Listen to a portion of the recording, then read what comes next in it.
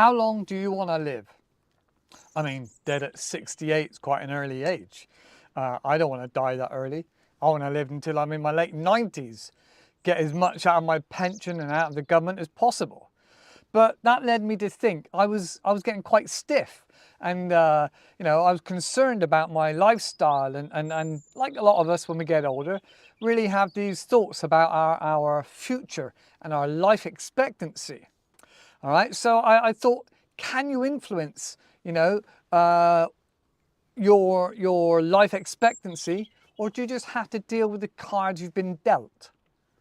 So that led me to ponder, and I looked across the internet, and I stumbled across 3 research papers. Forgive me, I've got some notes down here. If you see me glancing down, that's why. So these 3 research papers, they're all quite modern, sort of in the last sort of decade. So one of them was a prestigious university in America, and it followed the guys, the alumni. I think the Americans call it alumni. And basically, it followed them from university right up until their passing, their death. Another study was from nurses that obviously looked at people's health. They obviously got a first-hand experience. They see it every day. And they wrote their study. And then the last one was like a women's institute or some sort of big women's group that focused on postmenopausal women. So, and they again were for a long span of time, over a broad demographic of people, I guess. So the findings are as expected. You know, the usual story emerges: keeping fit and active, low stress, eating healthy, those kind of things. But what surprised me was the results of the postmenopausal women study. All right, and the connection with early onset of dementia and other brain debilitating diseases. And I've worked in a care home, and I've worked in an elderly care home, and I've seen it, but I never really connected the two together, that you can have an influence. You can't 100% say for certain that you'll never get anything like that, and you can't 100% for certain not stop it happening. But you can definitely have an impact on the risk factor of weighing things up. So that was really surprising to me. All right, so the direct correlation with mental stimulation, okay? Also community engagement and family. And I remember in the care home, we had very few families coming in. Very few families would be active, involved and engaged. I know people have to work, and I know people have got busy lives, and you know, things take over. But being connected with your family is obviously evidence to the connection it is with staving away dementia and other other diseases that have a debilitating effect on the brain. Now, as you know, I've been in another country for a few years, and in Asia, a lot of the families live together for a lot longer. That bond is kept together. They generally stay in the same house. Maybe like the oldest and the second oldest would move out with a big financial help from the parents and the family and everybody else. But the youngest ones would normally slowly inherit the house, and they would look after the grandparents and then the parents, and then obviously it becomes their house, and the cycle begins again. My point is, in Asia and Eastern Eastern countries, that whole holistic approach, you know, not just to elderly care, but also child care, you know, and care of the house and supporting everybody is much more prevalent in Asia. And I think that's something we're missing out on. So it's clear with these studies and looking at Asia that you've got a really good chance of prolonging your life if you follow these 6 steps, or these 6 indicating factors. These 6 major factors can really help. All right, so what are these 6? All right, let me show you. These 6 are mobility, All right. So obviously, if you do things like yoga from like starting in your 40s or 50s, or you're like very actively walking up mountains and things like that, that's going to help. If you're into dancing, you know, a lot of old people used to dance, but there's not many, I don't know what you call it, like dancing halls around anymore. But being physically active, you know, so yoga, other mobility activities, the name escapes me now, but like full body stuff, you know. So like really engaging the hips, the knees and the ankles, all right? Because obviously when you get older, if you trip and fall because your eyesight or whatever else, you trip over something, if you trip and then you bang your knee, there's a high probability your ankle, your knee or your hip is going to get broken.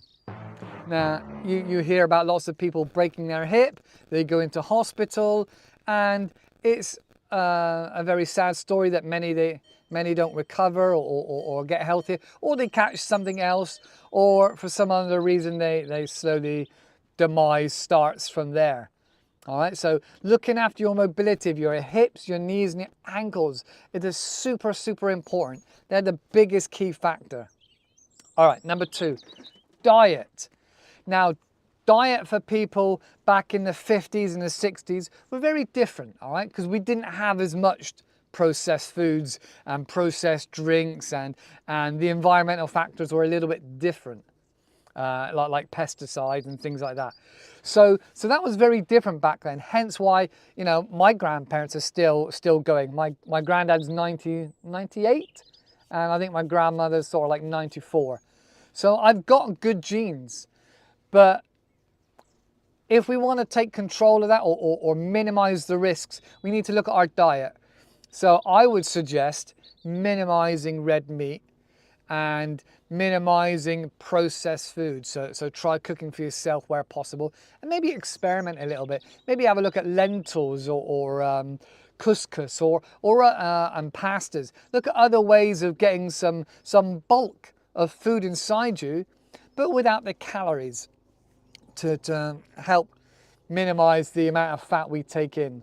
Because let's face it, as a Western nation, most of us, not all of us, but most of us have a few extra pounds.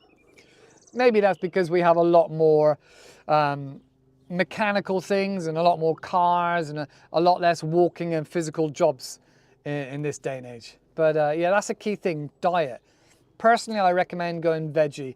If you look at lots of the famous scientists of past, many of them were vegetarian.